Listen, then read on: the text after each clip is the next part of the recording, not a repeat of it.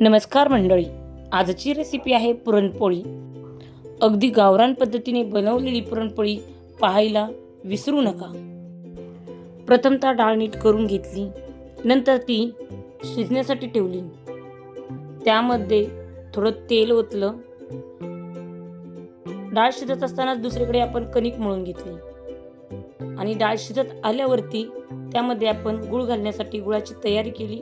गूळ फोडून घेतली, वेलची पूड आणि सुंठ बडीशेप भाजून बारीक करून घेतली। डाळ शिजल्यानंतर त्यामधलं पाणी साईडला केलं आणि डाळ सेपरेट ठेवली। आमच्याकडे त्याला एळवणी असं बोलतात, तुमच्याकडे काय म्हणतात कमेंट करून सांगा। नंतर डाळीमध्ये गूळ घालून ती परतण्यासाठी ठेवली। गूळ घालून डाळ परतून घेतली। पहा पुढे रेसिपी कशी केलेली आहे डाळ परतण्याची। डाळ परतल्यानंतर ती पुरण वाटण्यासाठी ठेवलेली आहे आणि पुरण वाटून घेतलेलं आहे। पुरण पण खूप अप्रतिम झालेलं आहे।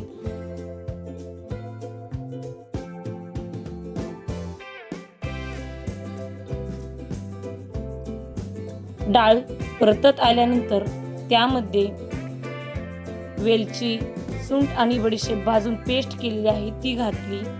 त्यामुळे पुरणाला सुगंध खूप छान येतो आणि पुरण चविष्ट लागते। त्यामुळे सुंठ बडीशेपची पेस्ट नक्की घाला। पहा कसं घट्ट पुरण तयार होत आलेलं आहे। हे आपल्याला वाटून घ्यायचं आहे। डाळ वाटण्यासाठी तयार झालेली आहे। आपण एका चाळणीमध्ये डाळ घेऊन ती चमच्याच्या साहाय्याने आपण वाटून घेऊयात। पहा किती छान पुरण तयार झालेलं आहे आपलं।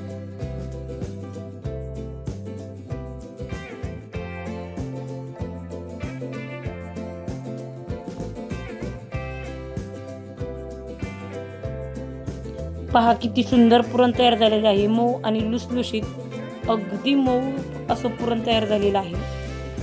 वासही खूप छान येतोय आणि चविष्टही लागते। नंतर आपण गुळवणी बनवून घेऊयात।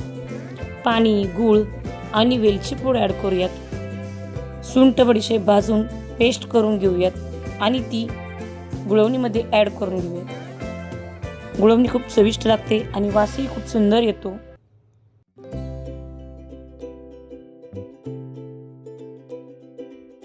कटाच्या आमटीची तयारी करूयात। शिजलेली डाळ, डाळीमधून सेपरेट केलेलं एळवणीचं पाणी, भाजून कांदा बारीक करून घेतला, मिरची भाजून बारीक करून घेतली, आलं लसूण कोथिंबीरची पेस्ट केली, खोबऱ्याचा कूट केला आणि बारीक कोथिंबीर चिरून घेतली। फोडणीची तयारी करूयात। कढईमध्ये 2 पळी तेल घातलं, जिरे, मोहरी आणि कढीपत्ता यांची पेस्ट केली। नंतर भाजलेला कांदा घातला, आलं लसूण कोथिंबीर यांची पेस्ट ॲड केली।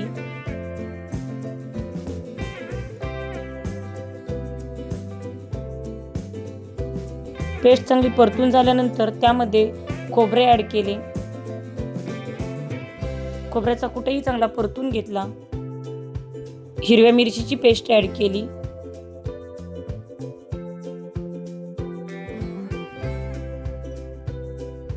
चवीनुसार मीठ ॲड केलं।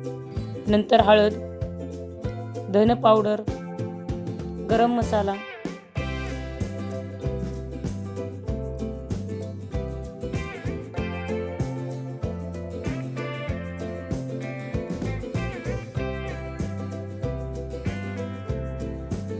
शिजलेली डाळ ठेवली होती तिची पेस्ट करून तीही ॲड करून घेतली।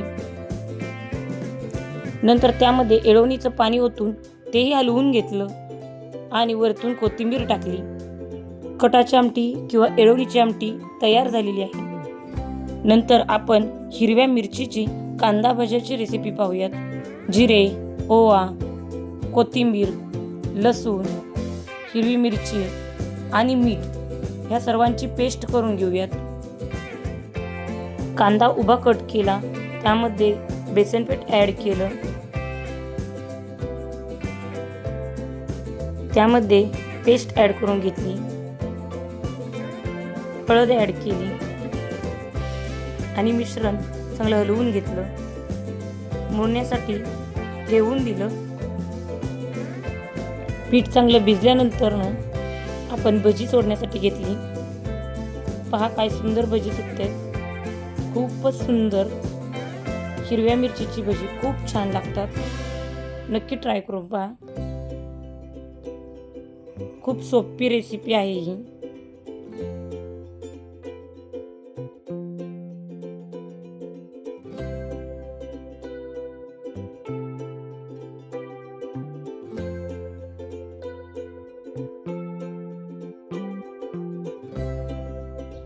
नंतर आपण पोळी लाटण्यासाठी घेऊयात.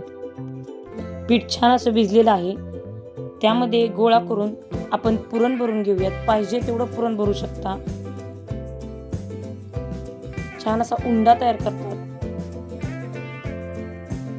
तो पोळपाटावरती ठेवून लाटून घेऊयात. हलक्या हाताने पोळी लाटावी लागते. जर थोडा भार जरी पडला तरी पोळी फुटते. पोळी व्यवस्थित लाटावी लागते एकदम हलक्या हलक्या मऊ हाताने.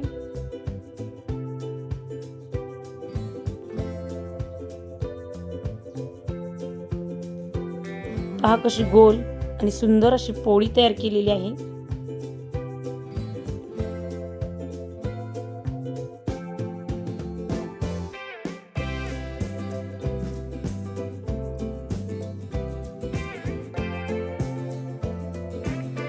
पोळी तव्यामध्ये भाजण्यासाठी ठेवली.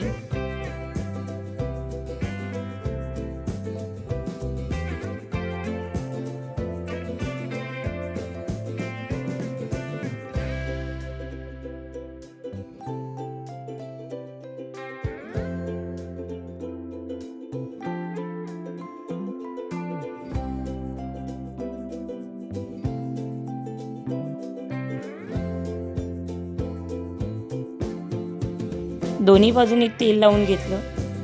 पहा आपली पोळी किती टम फुगलेली आहे.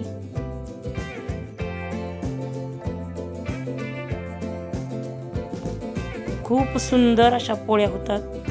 पुरणही गोड तयार झालेलं आहे. त्यामुळे पुरणपोळी हा स्वयंपाक खूप सुंदर झालेला आहे. तुम्हाला आवडतो का कमेंटमध्ये सांगा. मला पुरणपोळीचा स्वयंपाक खूप आवडतो. पुरणपोळीच खूप आवडते. अशी चविष्ट पुरणपोळी पाहण्यासाठी माझ्या चॅनलला लाईक करा, शेअर करा, सबस्क्राईब करा. पहा मी पुरणपोळीचं ताट तयार केलेलं आहे.